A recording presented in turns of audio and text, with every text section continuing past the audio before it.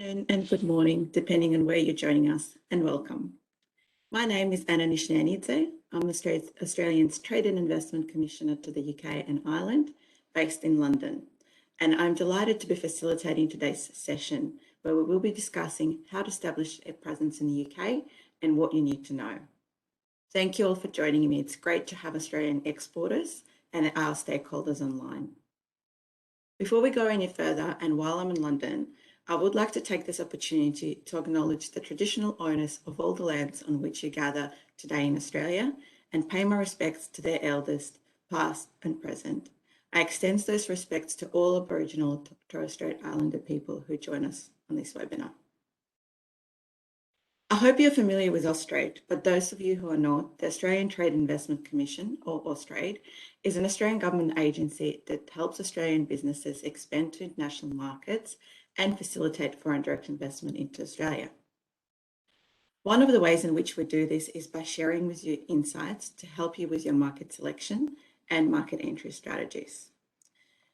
With UK being not only Australia's 5th largest trading partner, but also 3rd largest services trading partner, and having 3rd largest technology sector in the world, it is a significant market for Australian services and technology exporters to consider. And when you do so, you also need to consider the best way to effectively service the market, as well as what do you have to have in place in order to be able to access significant support and investment opportunities in this market. This is why we thought that we should bring you this session on when you should set up a UK presence and what is required to set up the UK presence. As this is a very broad topic, today's session will be about giving you a general overview, and we will then follow with a series of webinars or podcasts to dive further into specific subtopics that might be of interest to you. Before we kick off, I've got to go through some housekeeping items with you. So please be aware this session is being recorded. We hope you have a good technical experience today, but as none of us can control that, if you drop out, the key information following the sessions will be made available to you. We will be running a Q&A today through Slido. So all you need to go is go to your browser, slido.com, or you can download a Slido app on your phone if you like. In the Slido, you just put in a hashtag presence UK. And that way you'll see the questions that are coming up, and you will also be able to ask us questions. So please do so, as we would like to answer specific questions that you might coming up as we're delivering information. You can start loading those questions straight away, so you don't have to wait till the end of the presentation, but we will run the Q&A at the end of the presentation. At the end of the webinar, there will also be a very short 30-second survey. Please fill it in, as that survey will help inform us on what sessions we should be delivering to you in the future and how can we improve your experience with this type of webinars. And particularly in this case, please let us know what topics you would like to deep dive into further, so that will inform our calendar of upcoming webinars or podcasts that we will be making available to you to further deep dive into the topic of setting up presence in the UK. Now that I've gone through that, we'll introduce my colleague. So Brian Hyland is our Senior Business Development Manager here in London, looking after UK and Ireland. And he predominantly works with services and technology companies. And he will set the scene for today and talk about various routes to markets, as well as some scenarios that might trigger setting up a UK presence. We're then very fortunate to be joined by our very dear colleagues and partners from the Department of International Trade, Terry Mancairds and Amy Davis, and they will go through the benefits of establishing UK base and go through some of the essential tasks involved. There's no one better than delivering this information to you than those who actually live and breathe this every day, and that's what Terry and Amy do. And then before we move into your questions, we have Lisa Miles-Heal from Fresho. Fresho is an amazing Australian company who have now expanded and set up presence in the UK. So we're very fortunate to be able to hear from them about their experience and insights to why they made the decision to set up in the UK, as well as the lessons learned along the way. And as you know, and as all we know, there's nothing better than actually hearing from your peers who've done it themselves already. So we're very fortunate that Lisa was available to join today's session. So with that in mind, over to you, Brian. Thanks a million, Anna, and hello everybody. Welcome to this webinar. We're delighted that you've joined us to learn more about the benefits of setting up in the UK and some of the main considerations for doing so. My job here today is just to set the scene, and with that in mind, if we just go to the next slide, what I'll talk you through is just some of the typical routes to market that we see here at Austrade. And these are three main ones that we see, and certainly for those of you that have expanded internationally, you will recognize these. These three probably all vary in terms of complexity and simplicity. What we do see, obviously, is that all our clients graduate through these during their export life cycle to a certain market as well. So often we do see clients starting off reacting to overseas inquiries and becoming an exporter through that process, and then graduating through to understanding that there could be a market in which they should be more proactive, in which case they then find distributors or partners to represent them in country. And then ultimately we see clients that understand the benefits of actually physically being there themselves by setting up a UK operation. And it's certainly that third scenario that we're going to talk through in more depth later on. When it comes to these scenarios, they all vary greatly as well in terms of the element of control that you have in market and the levels of visibility that you have in market as well.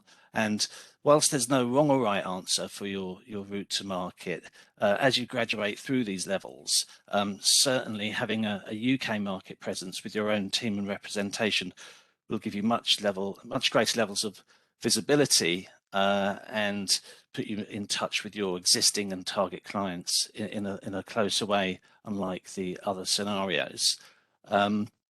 Certainly though, however, on the downside, coming to the UK and setting up your own team will bring with it an administrative cost and also a financial cost, and those need to be borne in mind before just leaping into setting up a presence in the UK.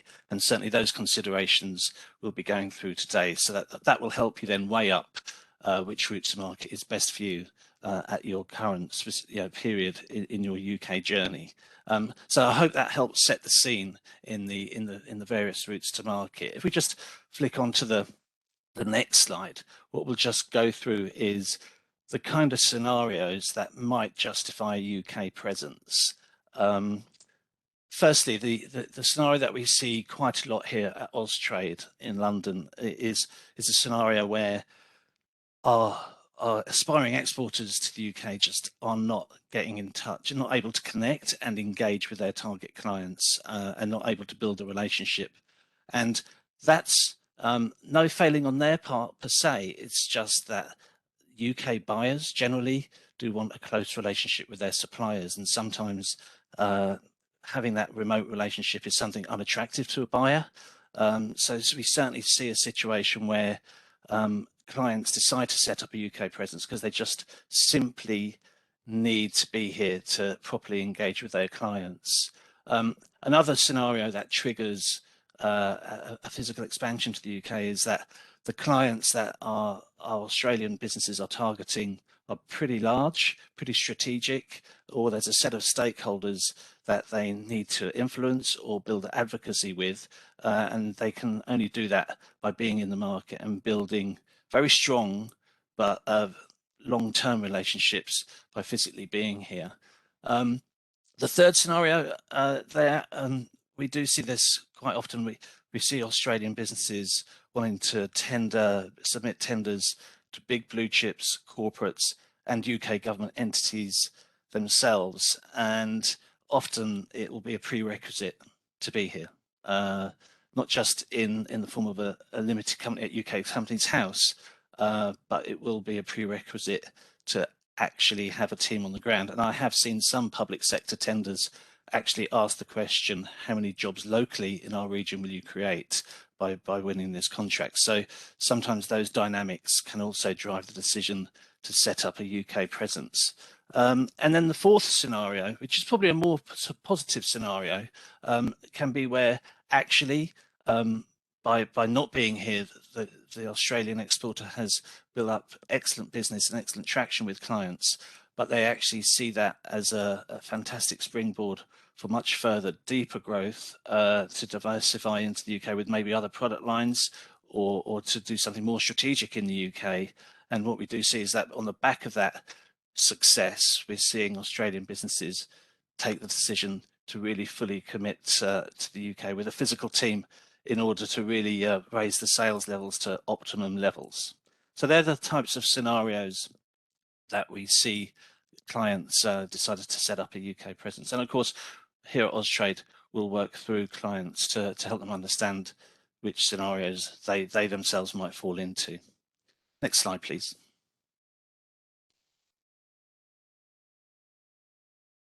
I'm not going to steal the thunder from our colleagues at Department of International Trade, but this slide, I just thought I'd flash up, which shows some of the setup tasks that you might want to consider.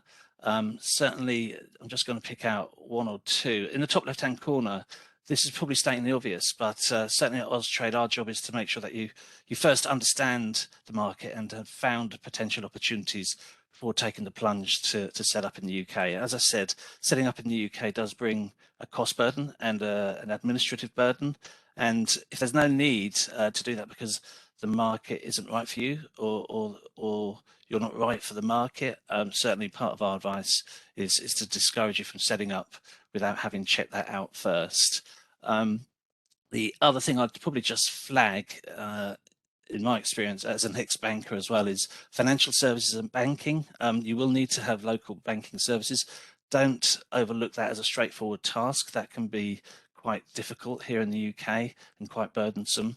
And then the other thing I'll just pick out here is to set up a UK presence. One of the considerations that I think is quite important and definitely worthwhile is to actually move people across from Australia into the new UK operation to help lead the operation and to help launch the operation on the right footing. And certainly with the next slide in mind, I'll just touch on that, because under the forthcoming free trade agreement, there could be a lot more flexibility to do that.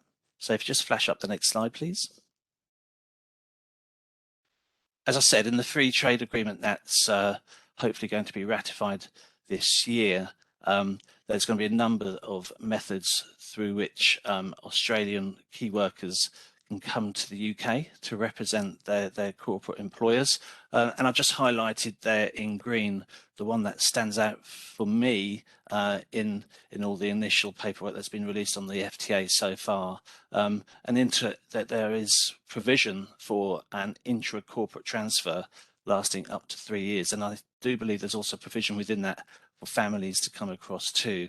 Now, I must caveat this, is that none of this has been 100% ratified and confirmed, but certainly the mood music within the free trade agreement suggests that there's going to be a much greater ability to move people into the UK from Australia to spearhead a UK operation, which will be a great thing for many reasons.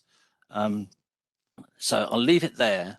And certainly what I'll do now is for you to have a deeper dive on some of the benefits and the technical considerations of setting up in the UK. I'm going to hand across to our partners at Department for International Trade and ask Terry to take over. Thank you, Terry. Very much indeed, Brian, and hello to everybody. It's great to have the opportunity to speak to you today. So my name's Terry Mankertz, and I'm director of what we call our Sector Advisory Services team, which is part of the Department for International Trade, or DIT, as I will refer to it, which deals and works exclusively with foreign-owned businesses that are either looking to set up in the UK or indeed are already here in the UK. So we, as I say, we focus exclusively on that work, and so we'd be very keen to work with companies on this call. If we can just go to the next slide, please. So what I've put on this slide is just a bit more detail about what we do. So the UK has always been very, very committed to inward investment. So we're in around about 170 countries worldwide with a presence, really to engage with the local market and encourage dialogue with us and encourage companies to consider investing into the UK.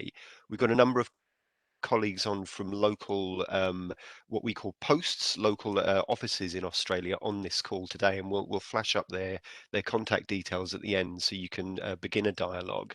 But some of the things that we can do, for example, we can support, guide, and advise you around some of the issues that Brian's touched on. So things like banking, things like tax, things like visas, getting your people here and so on. We can undertake market research where appropriate. So there might be an industrial sector that you're big in Australia. We can research that for you here in the UK. We can talk to you about where in the UK you should be. Where would be the most advantageous place for you to locate yourselves, so we can advise and guide around that, and many different other areas as well. I mean, I've put on their recruitment. We also provide an aftercare service, so once you've landed, we work with you on an ongoing basis to ensure that things are working out for you in the UK as planned. So a lot of support available from us. Just go to the next slide, please, and then this slide just sort of details a bit about the market. Now, clearly you've joined this call, so hopefully you are, somewhat interested in a UK location. So to confirm, I mean, this is an economy here that's very, very receptive and open to international investment. The regulatory system here is very much designed to support business.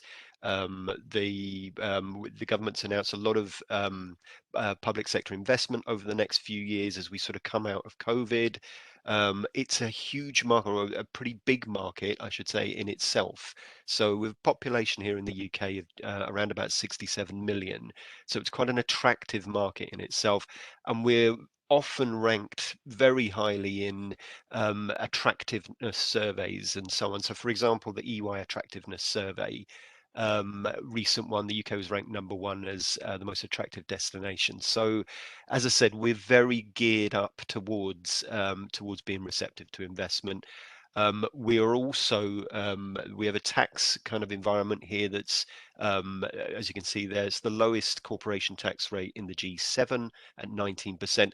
It is going up next year as we come out of COVID, but even then it will still be the lowest rate in the G7. So we want to try to make the environment, or try to keep the environment, as investor friendly as possible. And then the talent is here as well. And if we go on to the next slide, I'll just unpack that a little bit. We've got very flexible labour laws here in the UK. As I said, it's about creating that right environment for business. We want to make sure that the right talent can come to the UK as well. So we've just recently revamped our immigration system, and actually it will be pretty familiar to probably many of you on the call, because actually it's broadly based on the Australian points-based system. So we want to encourage the right talent to come here. But then on the home front, homegrown talent is really important as well. And clearly, universities like Oxford, Cambridge, Imperial, and University College London, clearly they're world renowned. They're in the global top 10 for universities, but there's a vast kind of hinterland underneath that. We've got about 90 world-class universities. We've actually got about 2.5 million students in full-time tertiary education currently. So there's a real constant stream of talent coming out, and it's an extremely well qualified workforce. So we can connect you with some of those graduate trainee and applicant opportunities as well, as you sort of land in the UK. If we go next slide, please. So this one is just, I wanted to put some figures up just to show you some of the costs, or potential costs. The UK quite often has quite a bit of a reputation for being expensive, and actually that's not always the case. We put some figures together here using the Financial Times's FDI benchmark tool.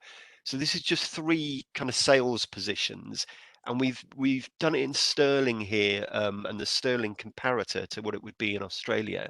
Now, these are the median amounts coming out of that tool. And as you can see, the basic salary average in the UK is lower for these positions than it is in Australia. So we've got junior sales reps at a senior sales manager level and a head of sales. So, I mean, a head of sales, for example, average base salary here, £65,000 and sterling equivalent in Australia around about 92. The 13.8% social security rate mentioned there, that we actually call that national insurance, that is a bit higher than in Australia, but clearly, you know, as I said, that median salary there being lower does make it in many ways cost effective, you know, in hiring talent here as well. So I just wanted to make sure that was known. Can we flick on to the next slide, please? Um, this one was just, I won't read all of this because clearly there's a lot going on in this slide, but I just wanted people to focus on the left-hand column there, the blue column. Why should you be here? What are the strategic benefits to being here? Brian's touched on one or two of these. I mean, the local kind of the market research, having someone on the ground, being able to liaise with the right bodies and partners and so on, really, really important. You'll be able to access the resources that you need, whether it's financial, personnel. You can really drive your brand awareness on the ground here. You also pick up the local and cultural kind of nuances through being here. You know, what's really current in the market in the UK, and how can you adapt to that really, really swiftly? Obviously, there's a customer services angle. You can get back to customers, you know, in real time, and obviously you subvert the time difference. You can tightly control your marketing, your product development, and you can look at undertaking R&D. The UK is a really attractive landscape for undertaking research and development. So we've got tax breaks and tax packages available around that that make it really attractive and cost effective. So again, we can talk to you individually about that if that's of interest. Next slide, please. So just this again, Brian touched on this a bit about the things you need to do. This is in sort of from left to right. This is the order we would suggest that you undertake the activities in. And on every step of the way of this, there's commercial partners we can bring in to support you. There's advice and guidance we can give you. But you know, it's you know, we try to make it as a process that's as easy as possible. And as I say, we can guide you through from deciding on the structure of your business, registering at Companies House, which is where you register businesses in the UK. And actually, that's really simple in the UK. That can take sort of 24, 48 hours. So it's not an onerous process at all. And then right through the other pieces of this, we'd advise you know, talking to a bank fairly early on in the process and getting that moving. We can talk to you about property and so on. If we can go next slide, please, as well. And then we can talk to you about when to register an entity. If you're simply trading with the UK, there's no need to register. If you're sending out market literature and contacting companies, you should register a place of business, but that doesn't create a taxable presence. It's when you move to having a permanent establishment that you would look at opening a branch or a subsidiary. And as I said, simple process. We can introduce you to the right partners who can set that up for you from the most sort of advantageous way from a tax perspective as well. Next slide, please. We also would just flag up that there are many, you know, there are lots of different parts of the country to consider. A lot of clients come here and think, right, I need to be in London. And for some clients, that is the right place for them.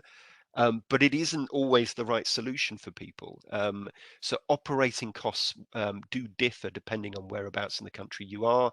London, as you might expect, is the highest for property and for labour costs. But somewhere like Bristol, for example, Bristol's about an hour and a half from London on the train, and there are significant savings you can make there on the property and the labour cost side through locating there. So if that's the right location for you, we can advise and guide you through that. We can talk to you about where clusters are, where you know, potential clients are for you, and you can make your sort of location decision based on that. So a lot of options here, a lot of ways of saving money and being really cost effective. If we go next slide, please. I won't dwell on this one. This is just a heat map to show you that there are incubators and accelerators we can move you into as well. This again will save you money, and lots based in the major cities up and down the country.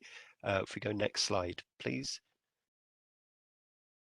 And then finally from me, just worth being aware of this. This is the government strategy around what we call the 10-point plan for a green industrial revolution. The idea here is to move the UK economy towards a greener future. So there are 10 elements to this, and a number of which I'm sure will align with the work that you guys are doing within your companies. It's not just if you're in the sort of renewable energy space. There are lots of applications here, from construction, from tech, from automotive, and so on. So again, we can talk to you more about this, and if your work aligns with this strategy, we'll work with you in a bespoke way to help you get set up in the UK. So lots that we can cover for you. As I said, we'll put contact details on at the end for our local support. I'm going to pass on to my colleague Amy Davis now, who heads up our tech team, and Amy will talk to you a bit about the tech offer in the UK. Amy. Thanks very much, Terry. Hello, everybody. It's a pleasure to be here today.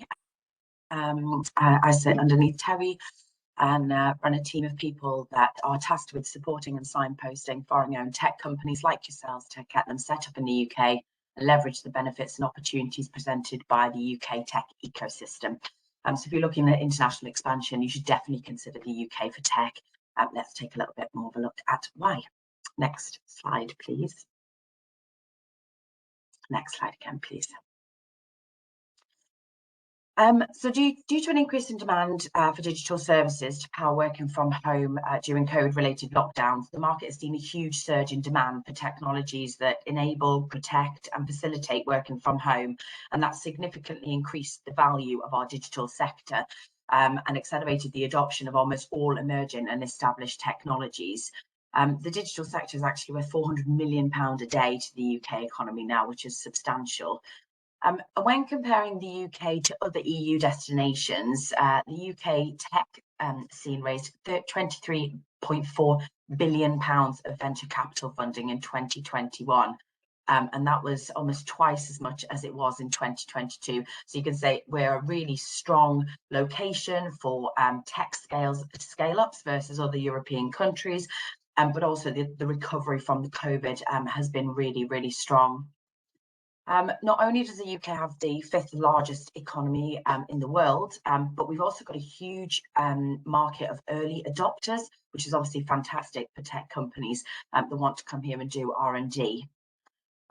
Beyond that, when you want to scale further, the UK is positioned really well geographically to scale your products by exporting from the UK and taking advantage of the 69 free trade agreements we've got, and the internationally, and the 27 the trade cooperation agreement that we have with the 27 EU member states. The tech economy really is a priority for the UK government, and it underpins a lot of the kind of key government strategies for defining the future economy. And tech employs nearly 3 million people, and that's seen 40% growth in 2 years. You can really see that digital economy ramping up, creating an amazing opportunity for tech companies like yourself to come and take, a slice of that pie, for want of a better word. And I suppose the final point really I wanted to make here is, we've literally just hit 100 tech unicorns in the UK, which puts us well ahead of our kind of key rivals. In Europe. I think Germany only has 42 so far. Next slide, please. So kind of building a little bit more what Terry's just touched on, when you think of the UK, you very much think of London, and we do rank third. London ranks third in the world in terms of tech investment, but we have a vast array of fantastic cities across the UK, over 30 kind of digital clusters, and lots of specific areas that specialise in various different types of tech. And when I say specialise, what I mean is that there's an ecosystem there that can support businesses like yours that can help you to flourish. in that particular area. So I've put some examples on the map to the right hand side and elaborated a little bit in the list in the left there, so you could maybe align some of the tech sectors that you might fit into potential cities to kind of whet your appetite to look into those a little bit further after this session. I've also highlighted on the left there just a few kind of support organisations and programmes that I thought maybe might be good for you to have a look at again, to get a bit more of a feel for and flavour for the kind of support we have on the ground to support tech companies like yourselves. I think when considering other cities as well, it's important to understand in the UK, whilst we have an incredible addressable market, the country itself is quite small. So even if you're based up in the north of the UK and Scotland, it's really easy with our rail infrastructure and planes to just get back and forth around the country within a day. So you can capitalise on this kind of lower cost whilst having access to London if that's where some of your bigger clients want to meet you. Next slide, please. So drilling down a little bit further on kind of what Terry said before about tech, you know, talent in the UK is much more accessible and affordable than almost anywhere else in the world. The UK is 5th globally for the quality of its workforce environment, and digital tech is the second most important labour force in the UK, secondary only to healthcare professionals. Digital roles have seen an increase of about 36% between June to August this year, again, you know, demonstrating that really strong recovery from COVID. And we've got an outstanding supply. You know, we're constantly producing a stream of high caliber graduates, and there are lots and lots of schemes now geared to really ramping up digital skills. You know, like lots of different degree programs, master programs and PhD programs to make sure that we're developing the right talent to underpin and power the digital economy to grow further in the UK. We've also got a new points-based system since we left the EU, and that's now helping us to bring in talent from around the world, ensuring that we've got all of the talent that we need for businesses like yours. Next slide, please. So the hot topic for tech companies is investment funding. I touched on that kind of big figure in the beginning, you know, like £23 billion of the venture capital funding going into tech companies in the UK. But there is a vast array of funding available in the UK. You know, angel and VC investors providing everything from proof of concept through to Series A and E rounds. And there are further opportunities for capital funding listed on the left-hand side there as part of the funding routes. As well as the, you know, the kind of as those options, again, you know, as I was talking before about the kind of the various different cities that are geared up with ecosystems to support tech businesses. There are various different offerings at regional levels, so like growth hubs and enterprise zones that are designed to create areas that can offer tax breaks and government support for companies like yourselves coming to join the UK ecosystem.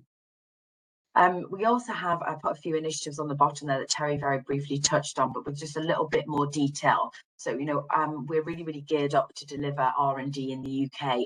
You know, we want to support companies to deliver that. So there are various different tax relief schemes that kind of keep more money in your pocket so that you can develop new products and services and get them rolled out in the UK market. Next slide, please. So I just wanted to take artificial intelligence as a little bit of a more of a deep dive example. You know, a third of Europe's total companies of Europe's AI companies are sat in the UK, and we are second globally for artificial intelligence companies in operation, and third globally for AI investment. You know, we are trying to drive AI in the UK substantially. It's been included as one of what's called our 4 grand challenges. And in the UK's industrial strategy, and that means that there's lots of funding available to power AI developments in the UK. There's a huge commitment from government and industry to realise the technology's potential, and they've outlined a package of £1 billion worth of support through the AI sector deal, which was launched just towards the back end of last year. So that's really new, plenty of funding there, and lots of opportunities for tech companies operating in that space. UK companies are already applying AI solutions across many different industries, And there are proven opportunities in sectors such as healthcare, fintech, retail, and manufacturing. I think Amazon actually launched 3 stores in London recently, where you walk in and AI computer vision, checks all the products and check you out on their people list. So, hopefully that demonstrates, how innovative our environment is, and even big tech companies like that are choosing the UK. We expect the AI to add significant value to the UK economy and expect GDP to be 10% higher as the direct result of it by 2030, and also to add to 630 billion to the UK economy. I hope that gives a really good overview of the tech landscape in the UK, and at that point in time, I'll hand back to Brian Hyland.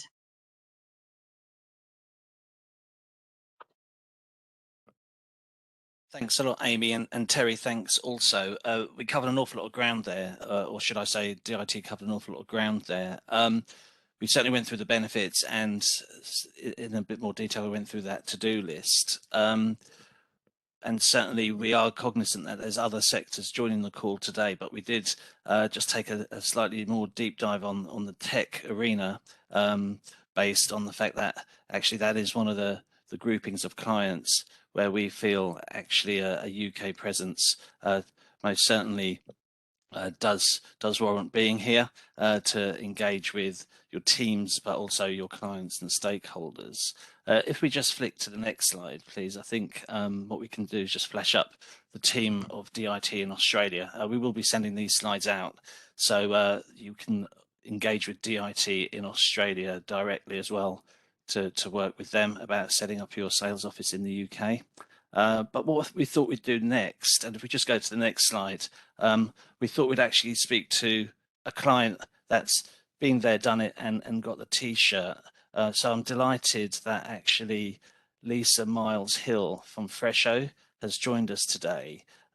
Fresho have made the journey into the UK, and it's great that Lisa's joined us to share her experiences and her story. So Lisa, firstly, thanks a million for joining us. Chuffed that you're with us. And certainly I'm just going to hand the floor across to you to tell the guys that have joined us today a little bit about Fresho and why you came to the UK, why you felt you had to be here, and share some of your stories. Thank you. Brian, and hi everybody. Excuse the non-Australian sounding accent. I am a close neighbour, as you can probably tell, and you will find quite a bit of camaraderie between the Kiwis and the Aussies as we launch our enterprise take over the world into the UK.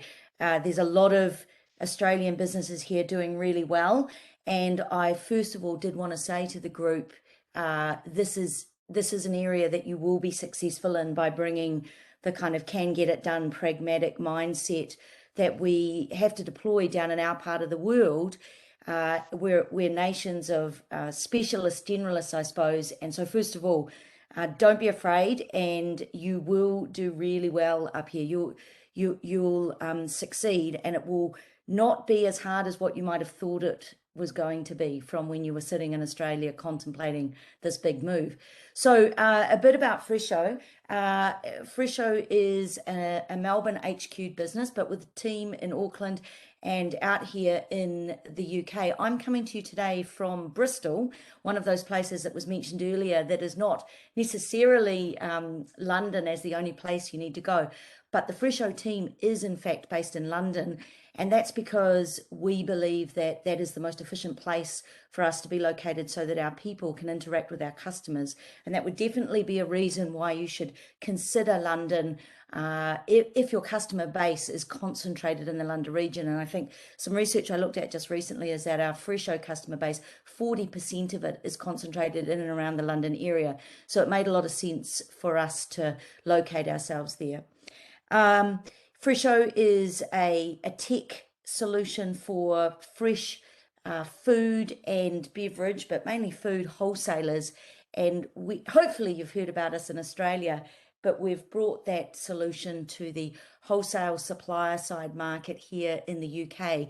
And we've been here for 12 months nearly. It's coming up for 12 months in March. And Seb, who is our country leader, our director for the UK, is on the call as well.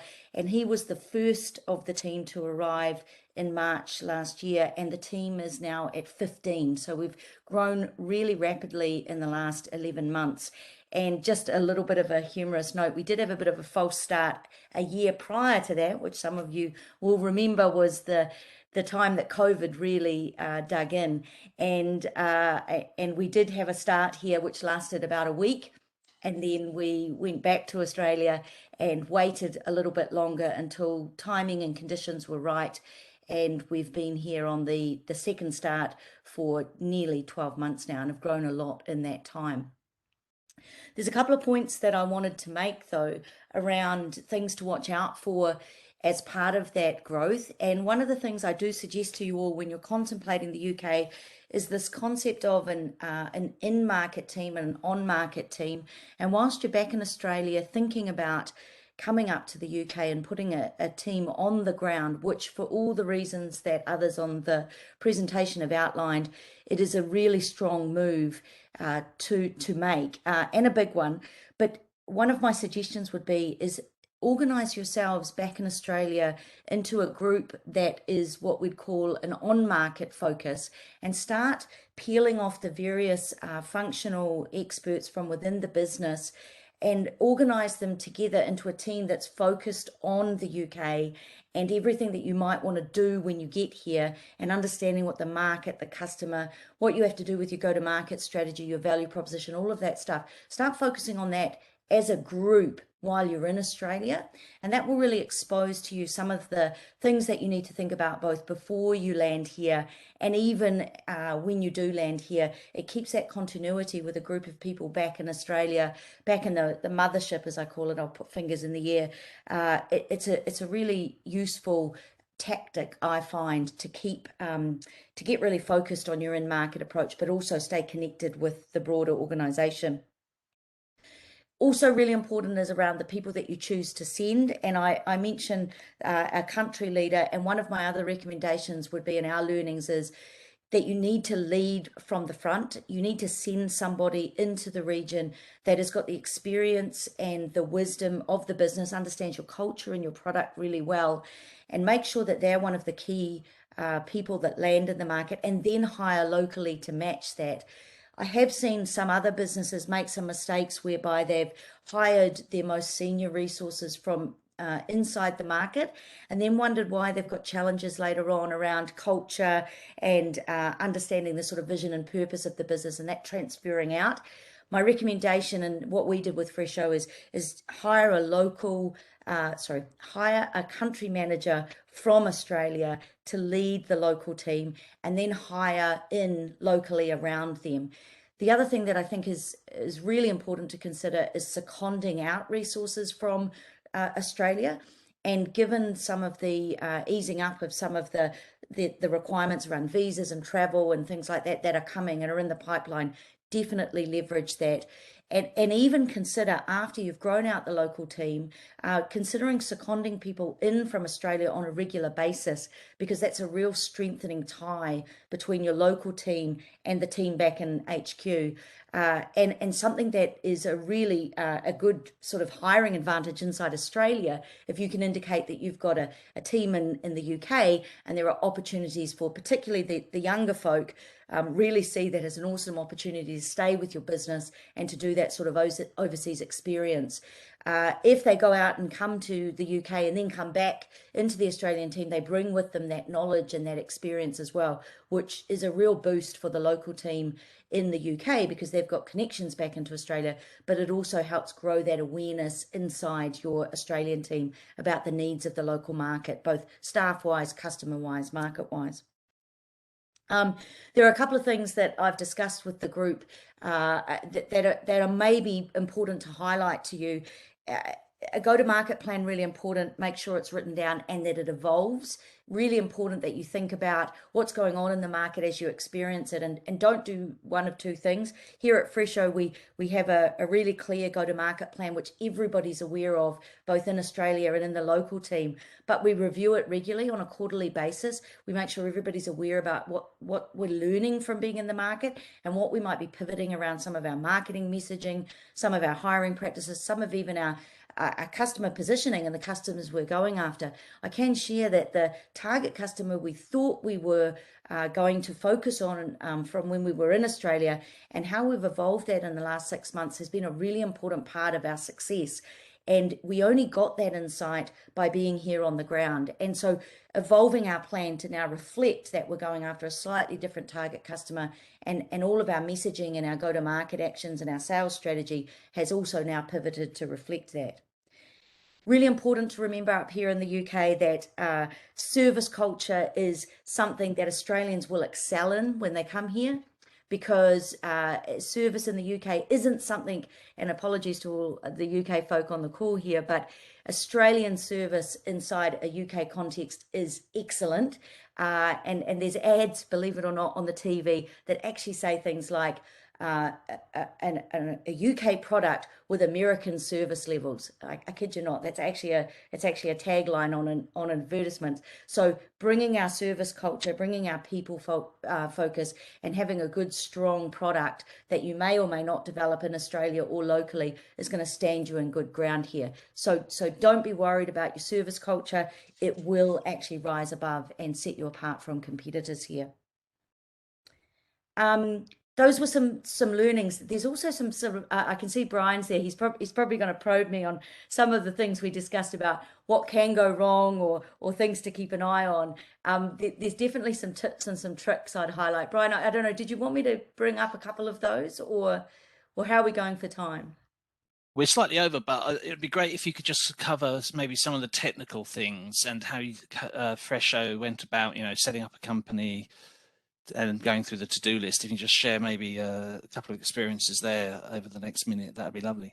Yeah, sure. So certainly that diagram I saw earlier in the deck that showed the things in the order you do them in, definitely that's the way to go. But I will highlight banking up here, very tricky, difficult, pants. The banking system here isn't as easy to navigate as what you would find in Australia. Get that one started really, really early. Having great advisors around you, really important, because there are some things that are different here. There are different ways of handling things like leave. The HRMC, for example, can instruct your payroll provider to take different tax amounts out of people's pay packets, which is not something Australian companies would be really familiar with. There's a lot of reliance on what I call wet ink, or things to be signed in paper, which again is something that we found it was kind of like, why am I not able to just do this online? Like, I should be able to just set something up and get it underway. There's still a lot of paperwork up here. Make sure you've got a good lawyer, because often you have to get documents certified, much more so than you'd expect in Australia. And, little things like driver's licenses and rental agreements and things like that. There are some nuances that are a little bit different, and watch out for some of those things. And another really interesting story, in the UK, when you make a job offer to someone, unlike in Australia, you do not do the reference checking before the job offer. You do it after the job offer. And we had some fun stories where we had a preferred candidate and we really wanted to give them the job, and we were asking for references because that's the norm in Australia. And candidates were going, well, no, I'm not going to give you references just yet. Are you offering me the job? And we were thinking, gosh, what does this mean? Are you not keen on the role? But it's actually the norm up here to do references after the job offer's been received. So little things like that you find out when you're here. That's great insight, Lisa. Thanks very much. And we could listen to you for ages, but we are just at the top of our 10 minutes. But no, that's been great. And thanks for joining us. And there's some great insights there. So that's much appreciated. I'm going to hand across now to Anna now. Who's going to just facilitate a Q&A session. Please do send your questions through Slido, and we will be endeavouring to answer as many as possible. But we will answer all of them after the event as well. Over to you, Anna.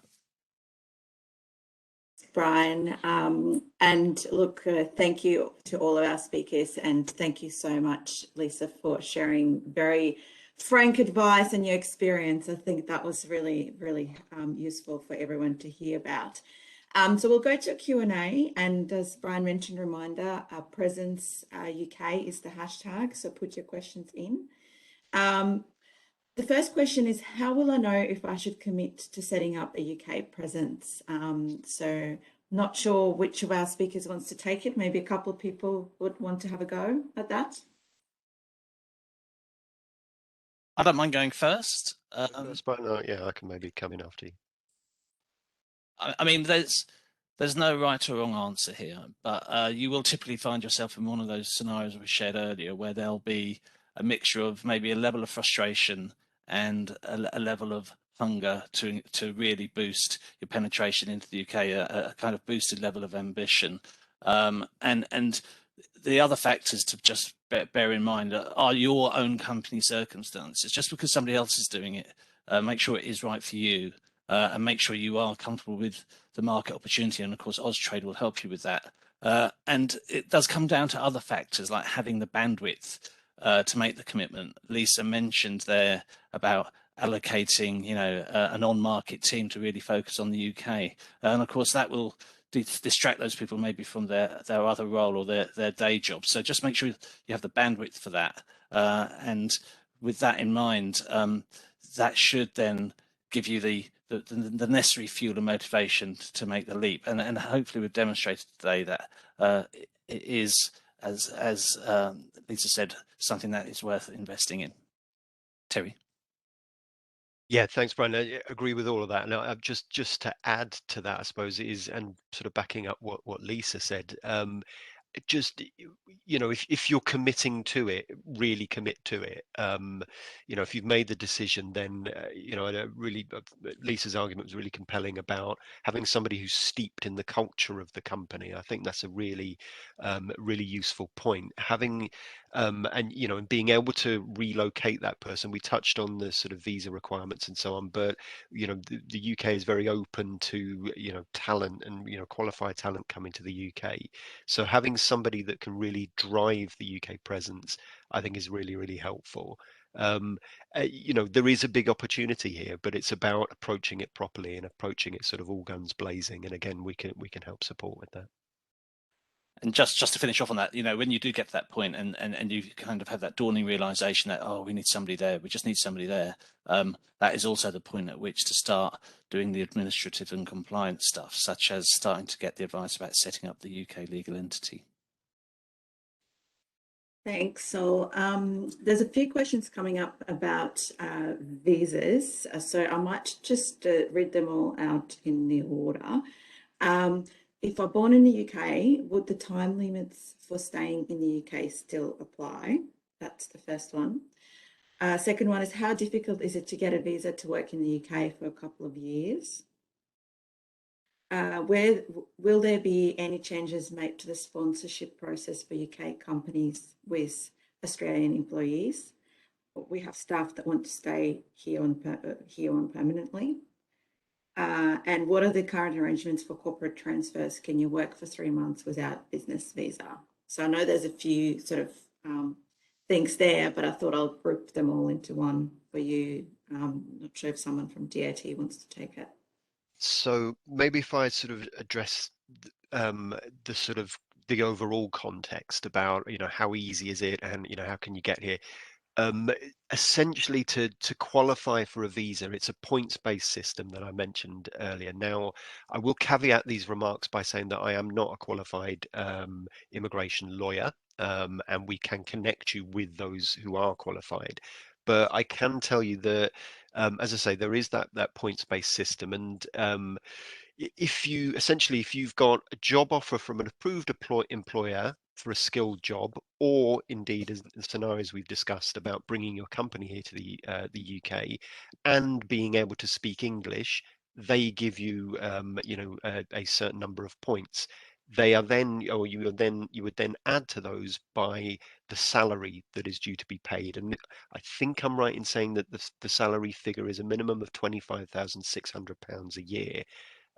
So for the sort of hire that you would want, or the sort of person that you'd want to relocate here to kind of run your business here and drive your business here, that's easily, you know, the salary for that would be over that mark in, you know, in almost every occasion. So that then gets you up to the sort of points level that you need, which will then give you the opportunity to come.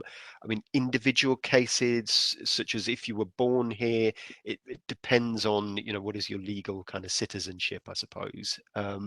Corporate transfers, Brian touched on, being part of the free trade agreement, not yet ratified, but there's more to come information wise on that, which will help with that movement of people between the UK and Australia. I think this is a direction of travel for us that is going to make it very easy between our countries. So yeah, as I say, I'm not qualified in this area directly, but like I said, we can connect you with people who can really unpack some of the nuances of this for you. And it certainly sounds like that we probably need to do like we said, we're going to do subsequent sessions in the future, and maybe we do a dedicated session on this topic alone to really do a deep dive on it. Lisa, did you just want to comment how Fresho went through this process and your experiences of parachuting people in from Australia? Absolutely. I mean, I will say up front, we had a bit of an advantage in that the country leader we chose did happen to have dual citizenship. So that, you know, and I'm not in any way trying to say go around the rules, but do look inside your organization and make sure you don't have hidden there an appropriate person who also happens to have either a right to be here on their own or some other thing. And I know that there's a lot of Australian New Zealanders who've got the ancestry visa rights into the UK as well as a Commonwealth you know, citizen. So do look into that. But in terms of seconding people in, which is something we do quite a bit, we've just sent, just recently we had 3 people across from Australia, and they were all here in the under 90-day kind of category. They were all here legitimately, but because they were seconded, and so they were still paying tax and being paid in Australia, they were out here on company business. We were covering all of their living expenses, so they had all the means. It was not hard at all to get them in here on the secondment arrangement, and it's certainly something that I'd look into. I don't think staff your whole team out here on secondments, and I also think local hiring is really important, but don't overlook that as a way to certainly get some skilled people in. Often you only need them in for a period to really kickstart something that you want to progress locally, hand off to somebody in the local team, and then like you say, parachute back to Australia, and it's a win-win for everybody. So not hard to do that at all. Great.